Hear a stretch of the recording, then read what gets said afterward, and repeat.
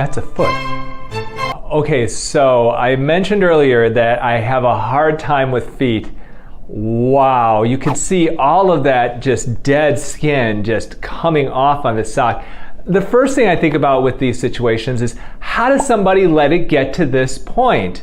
Now, sometimes people are in situations where they cannot treat their feet. There are people who have health conditions that don't allow them to reach down there and actually treat their feet.